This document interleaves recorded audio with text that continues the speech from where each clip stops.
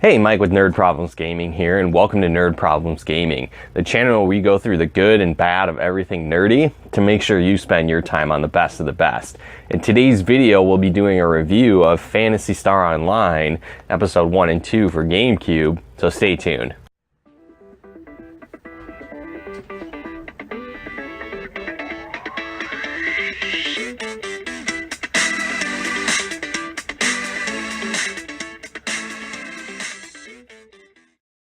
Now, this game actually first came out on the Dreamcast, and I hadn't really played it on that version, but I had a few friends that had played it at school that had basically referred it to me when it came out on GameCube, and they said, oh my gosh, this is the best game ever, you gotta try it, you gotta get this game. So I never really played many like MMO RPGs up until this point. I think maybe I had played like EverQuest, I think was an older one that I had tried, and you know, those were cool, but one thing that I always kind of found when it came to like MMO RPGs is that I never really found that they were worth it, in a sense where typically what I'll do when I play games is I'm playing kind of several at the same time. So I might put a few hours into one, a few hours into another one, come kind of back and forth between games, and then I would just always find that it never was really worth it to me to buy an MMORPG, you know, pay the full price, pay that monthly fee to be able to play the game, when I would just kind of play it for a few hours,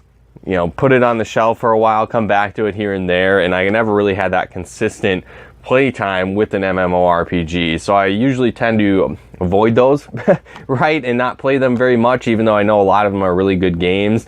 I just never would commit the time to it to really make it worth it. But this game was totally different, and there's a few reasons why, but basically storyline, what you play as is you are on this kind of pioneer spaceship, right, and you've landed kind of outside of this planet, and you kind of, the people want to really colonize it and live there, but there's crazy monsters that have taken over the planet, and you basically play as a hunter, and your job is to go down to the planet and clear out these monsters, find out what's going on, why are they, you know, kind of on a rampage and out of control, and then get that in check so the people can start living on the planet. And so you start off the game, you choose yourself, you create your own character, which is a lot of fun. There's a lot of customization with it, and so there's a bunch of different classes that you can be. So you can be a hunter, a ranger, and then a force. And so there's basically these three different types. And so, you know, the hunter is going to be kind of like the warrior, barbarian style.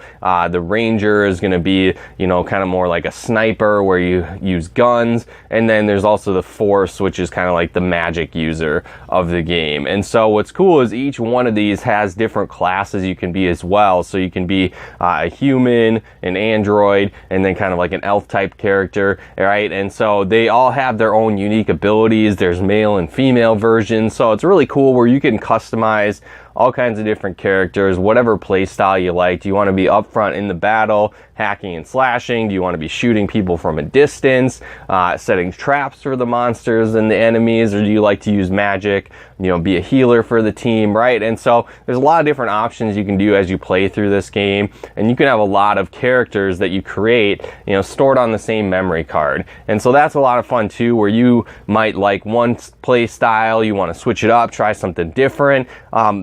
One thing that I really like the best about this game though, especially the GameCube version, is there's a huge offline mode, where again, one thing that I found is a lot of MMORPGs either don't have that whatsoever, or it's super tiny, it's super not worth it whatsoever. But the offline mode in this game is enormous, right? And so what's awesome is that, you know, they continually would raise the level cap in this game. And so I know it's been out for a long time at this point, but it got up to the point where you could raise your level to 200. So you could put so many hours into this game. It would take so long to be able to do that. And what's neat though is that, again, you can do these different playthroughs. There's different modes in the game. So there's the main story mode.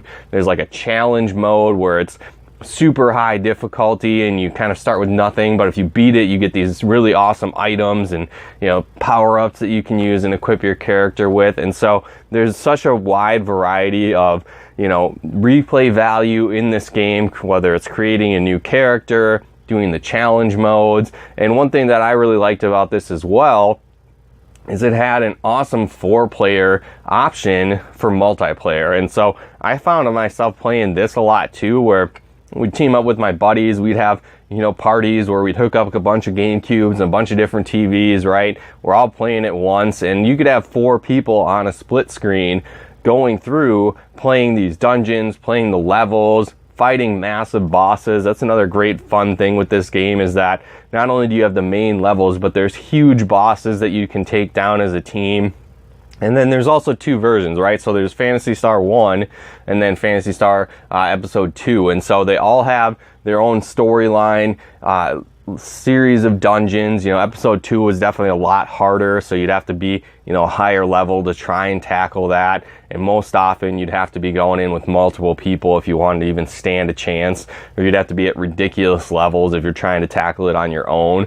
And so again, it was so much fun, ton of replay value, a huge offline game. And this is actually one of the few MMORPGs I actually paid for that monthly subscription, and I thought it was worth it, where you'd get, you know, more experience when you played online. You got rarer drops. There's items you couldn't get anywhere else unless you were playing online. And, you know, GameCube had access to the internet, so that was pretty cool to be able to do that, plug in the GameCube, play online, and you could again play with your 4-player team online as well. So that was really cool. You could be playing with each other, like I said, on multiple GameCubes, both offline and online, and you could use your character that you had built offline and take it into the online world as well. And that I really like too, where I find a lot of, you know, online MMORPGs, if they do have an offline mode, that really does not carry over and you can't use it kind of back and forth. So you could, you know, play online for a month or something, you know, pay for your subscription.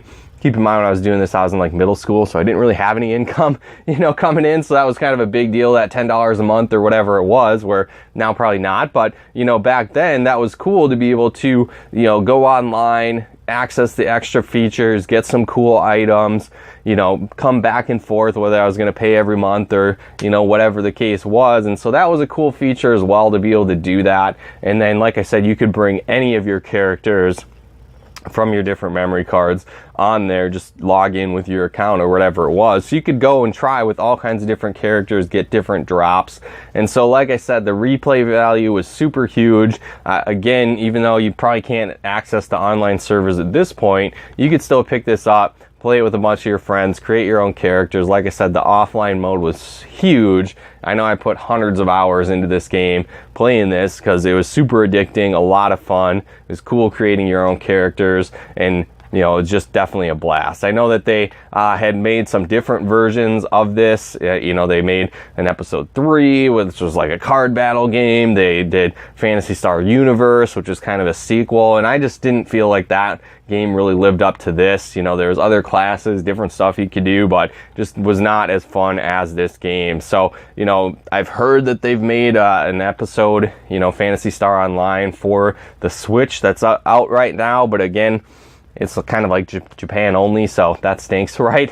So hopefully they decide to bring this to the US as well. Or again, even if it was just a port that you could play, I think that'd be really awesome as well. So yeah, definitely let me know in the comments if you've played this game, if you like it. You know, what's your go-to class that you play as? Have you played any of the other Phantasy Star online MMO type games? What one was your favorite? And then, you know, would you like to see a remake of this come out, or just a, you know, a port, or again, access to the new one that's out that's Japan only? Definitely, like I said, let me know in the comments below. But again, Phantasy Star Online episode 1 and 2 for GameCube, certainly worth a playthrough. Definitely pick it up. It's a lot of fun, even though you probably can't access the online aspect anymore.